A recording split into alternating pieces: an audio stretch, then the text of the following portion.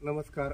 मारडी, नान्नज, वडाळा, कारंबा, नरोटवाडी या हद्दीतील शेतकऱ्यांची जी परिस्थिती आजकाल वन विभागामुळे अत्यंत बिकट झालेली आहे, त्याच अनुषंगाने काही शेतकरी लोक या ठिकाणी जमलेले आहेत की बाबा त्यांच्या शेतीला रानडुकर असेल, हरिण असेल व इतर वन्य प्राणी असतील यांच्यापासून शेतीचं नुकसान होतेच ते होतंय, पण रात्री बेरात्री जे शेतकरी शेतात जातात त्यांच्यावरही रानडुकरांचा हल्ला होतोय. अशा पद्धतीचे शेतकरी एक पूर्ण चिंतित आहे. तर हे वन विभागाला निवेदन देण्यासाठी या ठिकाणी सुवर्णा झाडे मॅडम आलेले आहेत, तसेच 4 गावातील शेतकरी या ठिकाणी आलेले आहेत. सर्व शेतकऱ्यांना नमस्कार. मी सुवर्णा झाडे मारडीमधून बोलते, उत्तर सोलापूर. आज आम्ही ह्या ठिकाणी वन्य विभागामध्ये उभे आहेत, फॉरेस्टमध्ये. तर इथे 4 गावाचे शेतकरी आलेले आहेत. त्याचं वारंवार आमची ही 4-5वी वेळ आहे.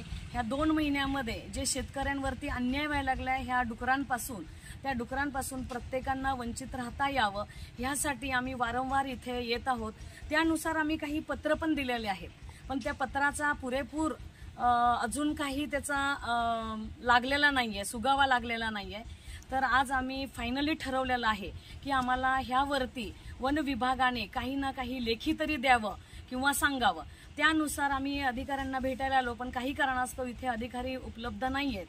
फोनवरती त्यांनी संपर्क साधण्याचा प्रयत्न केलाय, संपर्क झालेला आहे. त्यांनी सर्वांनी सांगितलेलं आहे की तुमचे जे लेटर आहेत किंवा 7/12 आहे किंवा ज्यांना ज्यांना डुकरांपासून त्रास आहे त्यांचे अर्ज तुम्ही जमा करा, नाही तर 2 दिवसांनी किंवा 3 दिवसांनी सर्व शेतकऱ्यांनी इथे येऊन प्रत्येकांचे अर्ज ज्यांना नुकसान होते त्यांचे अर्ज इथं एकत्रितपणे द्यावे असे त्यांनी सांगितलेलं आहे. त्यानुसार आज आम्ही सर्वजण मिळून इथे आलोय. प्रत्येकांचं वेगवेगळं नुकसान व्हायला लागलंय आणि लवकरच आम्ही ते अर्ज जमा करणार आहे. पण शेतकरी बांधवांना माझी एकच विनंती आहे, बाणेगाव, भोगाव, नान्नज, मारडी, सेवालाल नगर, नरोटेवाडी, कारंबा ह्या सगळ्यांमध्ये सगळ्या शेतकऱ्यांना त्रास आहे, पण ते शेतकरी आपल्या कामाच्या निमित्ताने किंवा कागदपत्रांची पूर्तता करू शकलेले नाही आहेत. त्या शेतकऱ्यांनी लवकरात लवकर कागदपत्र आणून द्यावे. अन्यथा जर मागे काही पेपर राहिले किंवा त्यांचं नुकसान होतंय आणि त्यांचा पेपर इथं मिळालेला नाहीये, त्या लोकांना त्यापासून वंचित राहायची वेळ येऊ शकते. तेव्हा सर्वांना परत एकदा विनंती आहे की त्यांनी कागदपत्र प्रत्येक गावामध्ये एक प्रतिनिधी ठरलेला असेल त्या प्रतिनिधीकडे त्यांनी द्यावं. त्याचबरोबर आपले ग्राम परिस्थितीकीय विकास समिती म्हणून प्रत्येक गावामध्ये वन विभागाने एक स्थापना केलेली आहे. त्या समितीमार्फत सुद्धा आपण इथं येत आहोत आणि त्या समितीला गृहीत धरून आपण हे काम करत आहे. तेव्हा सर्व शेतकऱ्यांनी याची नोंद घेऊन पुढे यावं आणि आपलं नुकसान जे झालंय ती भरपाई पण मागूया आणि पुढे जाऊन पुढे नुकसान होऊ नये याच्यासाठी तार कंपाऊंड वेगवेगळे उपाययोजना त्यांच्याकडनं आपण मागणी करूया. आज या ठिकाणी शेतकरी उभे आहेत तर त्यांचे मनोगत सुद्धा आपण ऐकू शकता. त्यांची दुर्दशा कशी झालेली आहे, उपासमारीची वेळ त्यांच्यावर कशी यायला लागलेली. मी प्रभाकर श्रीरंग उंबरे, नरोटेवाडी. आमच्या या भागात या फॉरेस्टमुळं डुकरं, हरणं, इतर प्राण्याकडून आमचं अतोनात नुकसान होत आहे. तूर, हरभरा, ज्वारी, गहू सर्व नुकसान होत आहे. आम्ही जवळजवळ 30-40 वर्षापासून आम्ही हे नुकसान सहन करत आहोत. आता तरी निदान काय फॉरेस्टवाल्यांनी काय आमचा विचार करून थोडं विचार करावा, बंदोबस्त करावा आणि आम्हाला काहीतरी संरक्षण द्यावं. माझे नाव मनोरंजन उत्तम जाधव, मारडी या गावचा रहिवासी आहे. माझी सेवालाल नगर ह्या हद्दीत जमीन आहे. तर आम्ही पूर्वीपासून मका, हरभरा, तूर, ज्वारी, शेंगा ही पारंपरिक पिके घेत होतो. पण आता या वन्यजीवांच्या प्राण्यांपासून आमचं इतकं नुकसान होतंय की धड आम्ही जगू शकत नाही आणि मरूही शकत नाही. आणि आता जी आमची पिकं आहेत ती तर संपुष्टातच आलेली आहेत. त्यातील 2 पिके म्हणलं तर मका आणि शेंगा तरी पूर्ण आम्ही आता लागवडच करण्याची बंद केलेली आहे. तर वन विभागाने आमच्या मागणीकडे लक्ष देऊन आमच्या शेताला एक तारेचं कुंपण किंवा दुसरे काय त्यांच्याकडे उपाययोजना असतील ती देण्याचा प्रयत्न करावा.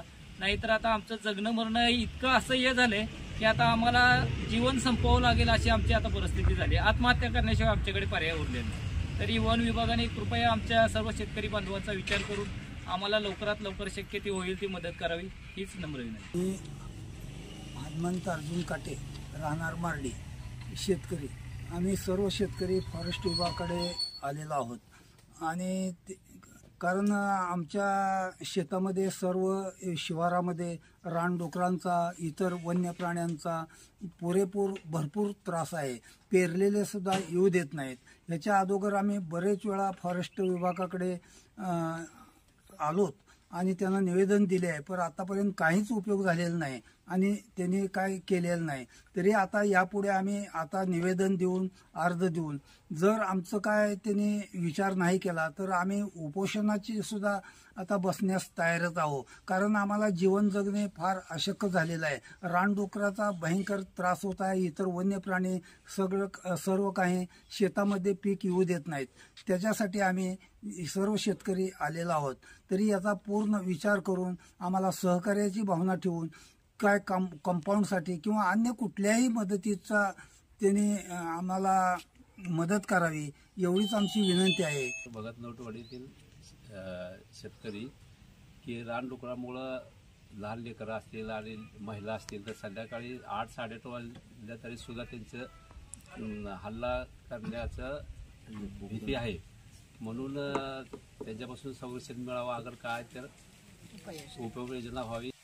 काल दुपारी ह्या वन्य प्राण्यांपासून लांडगे जवळजवळ 8 ते 9 लांडगे फॉरेस्ट पासून एक अर्धा 1 किलोमीटर अंतरावरती येऊन 3 पिल्लांची शेळी आहे तिचं सुद्धा नुकसान केलेलं आहे. तिला मारलं गेलेलं आहे.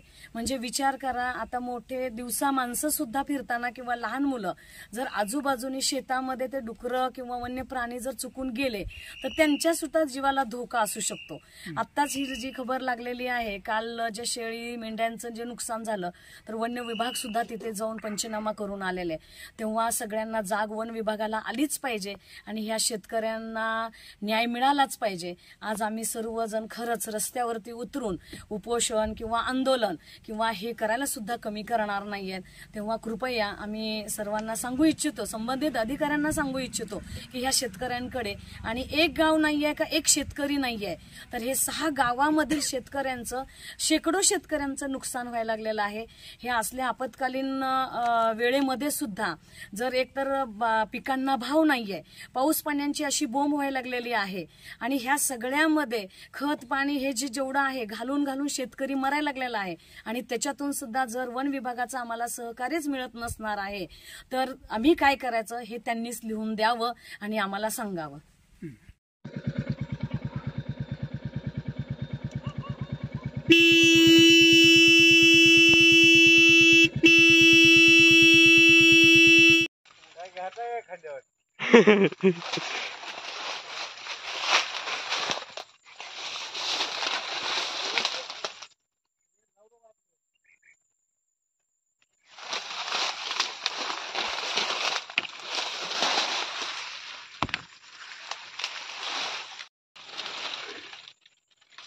सावकाश घे, वर खाली फिरू नको.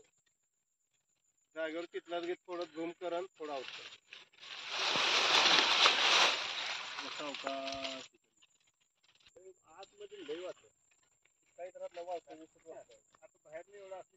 आता माझ्यात तुम्हाला सांगतो गोष्टी द्या जास्त